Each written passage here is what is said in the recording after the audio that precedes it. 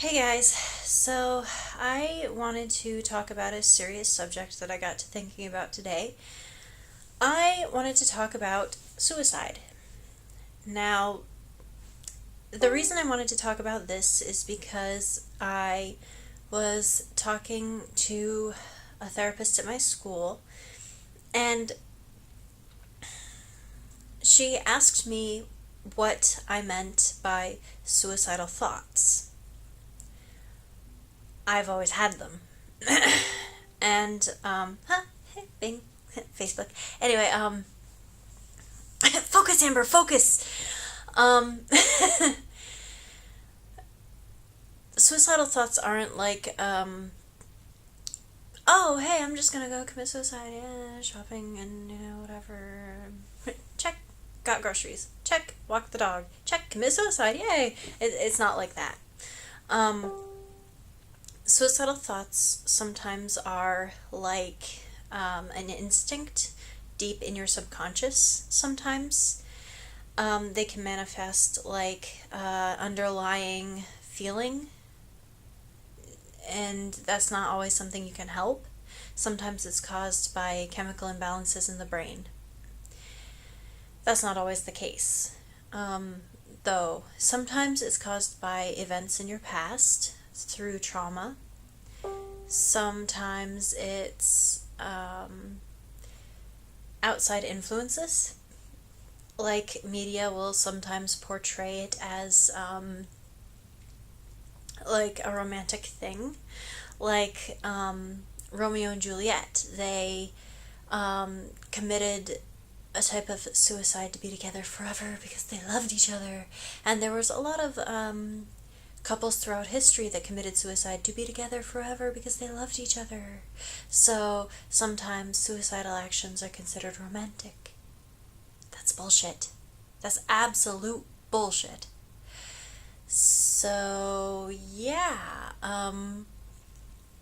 But the way I explained it to my therapist is that suicidal feelings are kind of like French doors. And I don't mean the sliding kind. I mean like the kind that open like this. So that when they're open, you can kind of experience the world like, yay, I can see everybody, I can interact with everybody. But when one or both shut, you kind of can't see the world that you used to see. Like, you can't see the things that used to make you happy, they don't really affect you anymore. You can't see your hobbies as being fun anymore. You can't see your friends as being friends anymore. You forget a lot of the things that you used to know. Like, you forget about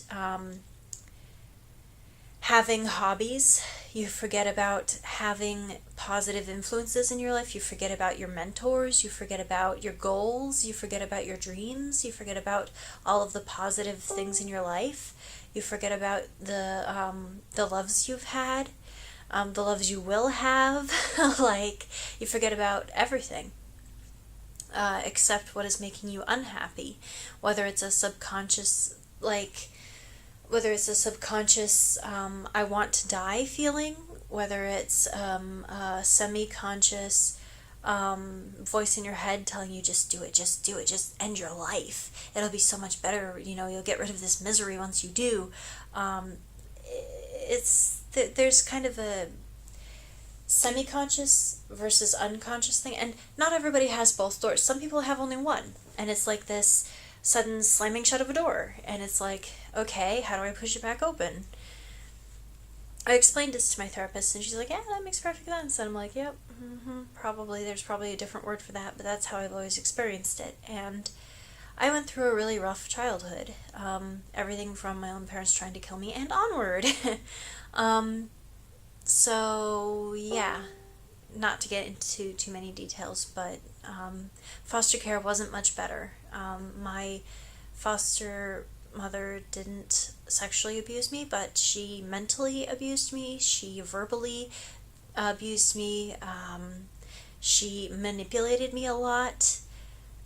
All of them did, really, but there was one in particular that was vile and cruel, and No one ever believes me. My therapist actually told me a lot that I was wrong for many, many years. So that has given me social anxiety, and I can't talk like this to people, really, unless I really trust them.